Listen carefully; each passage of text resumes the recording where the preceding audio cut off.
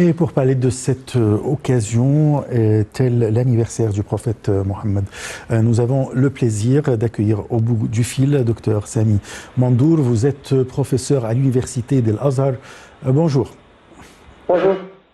Alors, Dr Sami, on veut que, en tant que professeur des études islamiques, nous voulons présenter le prophète Mohammed aux gens qui ne le connaissent pas, c'est-à-dire aux non-musulmans. Qu'est-ce que vous pouvez dire? Oui, bismillahir rahmanir rahim, alhamdulillah, wa salatu wa salam ala sayyidina rasulillah wa ala alihi wa sahbihi wa man walah, wa bi fadli wa yassir amri wa hlul uqdatan min lisani yafqahu qawli.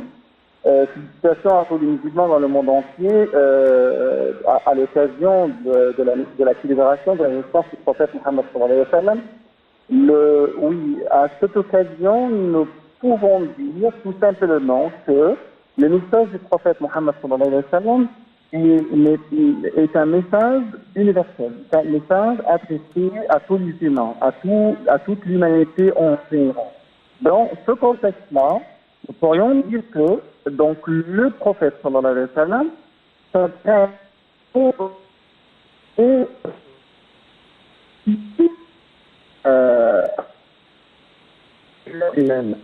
le prophète sallallahu alayhi wa sallam apprend, enseigne aux musulmans comment ils doivent se comporter envers les autres.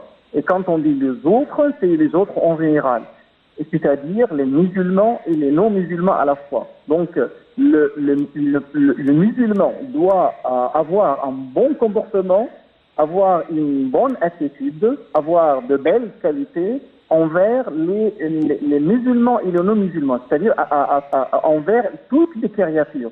Je ne dis pas seulement envers les êtres humains, mais aussi envers les animaux, mais aussi envers même les objets. Puisque le prophète sallallahu alayhi wa sallam l'était. Le prophète sallallahu alayhi wa sallam était, comme le Coran l'a dit, وَمَا أَرْسَلْنَاكَ إِلَّا رَحْمَةً لِلْعَالَمِينَ. Nous vous avons envoyé que comme miséricorde pour tout l'univers. Et quand on dit tout l'univers, c'est pas uniquement les humains, mais aussi les animaux et aussi les objets. Le prophète sallallahu alayhi wa sallam, il nous a ordonné en tant que musulmans d'être miséricordieux envers toutes les créatures en général. Et vous avez quand même l'exemple du prophète Mohammed sallallahu alayhi wa sallam quand il a parlé de l'objet, quand il a parlé de la tronche de palmier sur laquelle il prononçait les sermons de vendredi, il s'adressait aux gens. Et une fois le prophète sallallahu alayhi wa sallam a quitté le tronc de palmier pour prononcer son discours sur le mimbar, quand on a pillé le mimbar pour le prophète sallallahu alayhi wa sallam, donc le tronc de palmier gémit, le prophète sallallahu alayhi wa sallam a entendu le gémissement, ça fait des miracles du prophète, les gémissements du tronc de palmier, donc le prophète est allé envers le tronc de palmier, l'a embrassé, ainsi que le tronc de palmier s'est déjà apaisé, déjà calmé. Donc ça donne un sens à tous les musulmans que si le prophète sallallahu alayhi wa sallam vous ordonne d'être clément, d'être miséricordieux, avoir de la compassion envers les objets, vous devez l'être aussi envers les animaux. Et le prophète nous a donné cet exemple de quelqu'un qui a déjà trouvé un chien assoiffé et donc il a fait de son mieux pour donner apport à ce chien. Et donc, grâce à cet acte de miséricorde, cet acte de compassion, Allah subhanahu wa ta'ala lui a pardonné tous les péchés qu'il a déjà commis.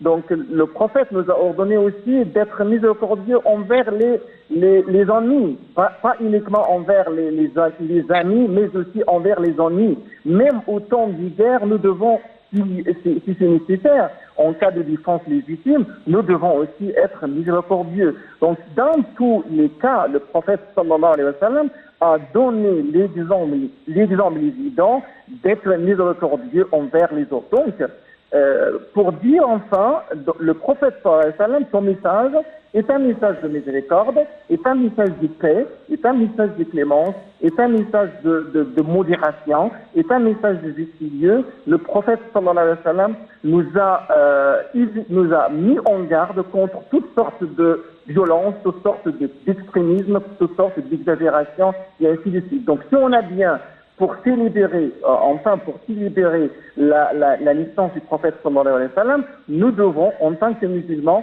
suivre l'exemple du prophète Mohammed sallallahu alayhi wa sallam pour rectifier et corriger l'image déjà falsifiée, déjà déformée par les adversaires de l'islam. Donc nous devons, en tant que musulmans, donner cette image, ce belle image du prophète Mohammed sallallahu alayhi wa sallam à l'occasion de cette naissance, et en même temps tout au long de notre parcours et de notre vie. Parfait. Là, ma question c'est comment le prophète Mohammed sallallahu alayhi wa sallam a pu tout seul convoquer ou bien appeler à une nouvelle religion qui est l'islam tout seul, avec toutes les souffrances qu'il a subies, avec toute la méchanceté qu'il a confrontée, etc. Si j'ai bien entendu, j'entends mal de toute façon, mais si j'ai bien entendu votre question, c'est comment le prophète sallallahu alayhi wa sallam a réussi sa mission, si je peux dire quand même. Voilà. Donc vous savez bien, la vie du prophète Mohammed sallallahu alayhi wa sallam est divisée en deux périodes. Oui. Vous avez la période de séquence.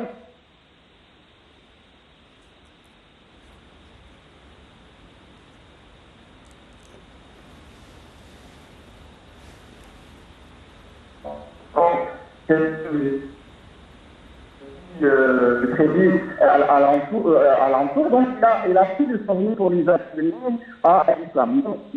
Ces gens-là, les idolâtres, ont fait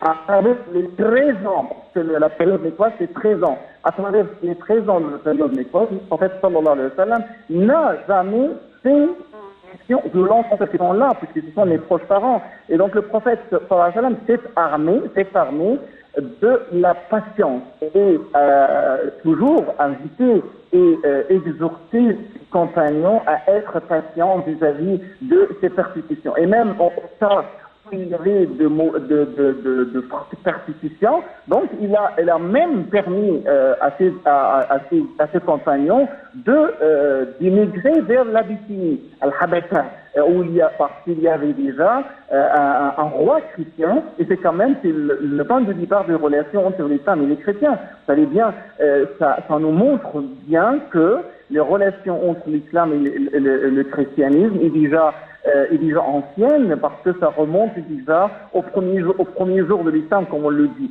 Donc le prophète sallallahu alayhi wa sallam s'est armé de la patience, s'est armé de la miséricorde, et même il a essayé toujours, d'être patient envers les persécutions, enseigner à ses adeptes, aux nouveaux musulmans, comment ils doivent avoir la foi affirmée et la foi en Allah subhanahu wa ta'ala. Donc on a, dans cette période de la Mecque, il y avait toujours la foi, et le prophète appelait à enraciner, à affermir la foi dans les cœurs des musulmans pour être des bons musulmans et combattre le polythéisme, l'athéisme, la mécréance et tout ça par les belles paroles, les bonnes paroles. Et donc c'est la première chose. Quand on est arrivé à Médine, donc le prophète sallallahu alayhi wa sallam s'est intéressé à construire une société visible, une société où il y a la pleine citoyenneté entre les musulmans et les autres. Donc on a commencé à avoir une société musulmane, multiculturelle, multireligieuse, multiconfessionnelle. Ça nous donne un exemple à suivre à travers tout le temps et jusqu'à la fin du monde, une société de vivre ensemble et une société de coexistence pacifique. Donc le prophète a pas sa méthode de juste milieu, sa méthode de modération, sa méthode de tolérance, sa méthode appelant au vivre ensemble à essayer de bien construire une société solide et à partir de là, un État aussi solide qui a réussi à, par le bon exemple, par le bon modèle, par le bel modèle, à répandre l'islam à travers le monde tout entier. L'islam n'a jamais été répandu par la force, mais surtout par le bel exemple, le bon exemple à suivre, par le bon comportement, puisque le message du prophète, c'est le bon comportement, comme le dit le hadith du prophète Mohammed sallallahu alayhi wa sallam, ad-dinu husnul khuluqi. La religion, c'est le bon comportement. Et comme le dit le prophète sallallahu alayhi wa sallam dans un autre hadith, innama bu'ithtu li'utammima makarim al-akhlaq, je n'ai été envoyé que pour parfaire les nobles caractères, et raison pour laquelle nous trouvons le Coran le dit clairement dans la sourate al-Qalam, wa innaka la'ala khuluqin azim. Donc c'est par le noble caractère que le prophète sallallahu alayhi wa sallam a appelé à la religion d'Allah subhanahu wa ta'ala. Et nous aussi les musulmans, nous devons suivre les gens du prophète Mohammed sallallahu alayhi wa sallam, nous en essayant d'appeler les autres à notre religion par le bon comportement, par la tolérance, par tout ce qui est bien, par notre modèle, c'est-à-dire non seulement par par n'importe quel moyen, mais aussi et surtout par notre comportement notre bon comportement envers les autres. Parfait. Je vous remercie beaucoup, Dr Sami Mandour. Je rappelle que vous êtes professeur des études islamiques à l'université d'Al Azhar et je vous laisse et on se retrouve dans quelques instants.